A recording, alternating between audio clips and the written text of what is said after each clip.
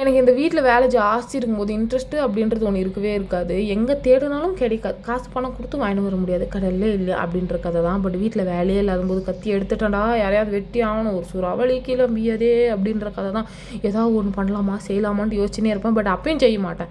இன்றைக்கி வந்து பார்த்திங்கன்னா ரெண்டுத்துக்குமே நடுவில் ஒரு நாள் காலையில் தான் உப்புமா செஞ்சிட்டோம். நைட்டுக்கான நல்லா சோறு குழம்பு பொரியல்னு சாப்பிட்லான்ட்டு எனக்கு தெரிஞ்ச ஒரே அற்புதமான டிஷ் பஸ் அரிசியை ஸ்டார்ட் பண்ணிட்டேன். நிறைய பேர் என் ஃப்ரெண்ட்ஸ் அண்ட் ரிலேட்டிவ்ஸ் கேட்குறாங்க, என்னம்மா வீடியோ ஒரு மாதிரி இருக்குது, பட் நீ வேறு ஏதோ டாபிக் பேசுகிறேன்னு சொல்லிட்டு.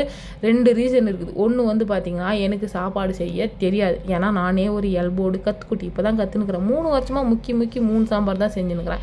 இதில் நான் எங்கெங்கே போயிட்டு உங்களுக்கு அதை போடுங்க இதை போடுங்கன்னு சொல்கிறது. நான் சொல்கிற சாப்பாடை செஞ்சு உங்கள் வீட்டில் சண்டை வரத்துக்கு நான் ஏன் காரணமாக இருக்கணும்? ஸோ அதனால் இன்னொன்று வந்து பார்த்திங்கன்னா, சமையல் கலையை விட பேச்சு கலை என்கிட்ட ஜாஸ்தியாக இருக்குது. அதனால தான் என்னோட ஒரு கலையை அவுத்து விட்டுனுக்கிறேன். ஸோ என் பேச்சு திறமை நல்லா இருக்கான்னு கமெண்ட் பண்ணுங்கள். அப்புறம் வந்து எல்லா சாமானிய கழுவி வைக்கும்போது வரும் பாருங்கள் ஒரு சோகம். இந்த படத்துலலாம் ஹாப்பி எண்டிங்கிறது எப்படி, காதலர்கள் சேர்ந்த ஹாப்பி எண்டிங். பட் எங்களுக்கான குடும்ப பெண்களுக்கு ஹாப்பி எண்டிங் என்ன தெரியுமா? சாமானத்தை கழுவி வைக்கிறது தான். ஏன்னா அதுதான் பெரிய டாஸ்க்கே. ஸோ இன்றைக்கான பெரிய டாஸ்க் முடிஞ்சது.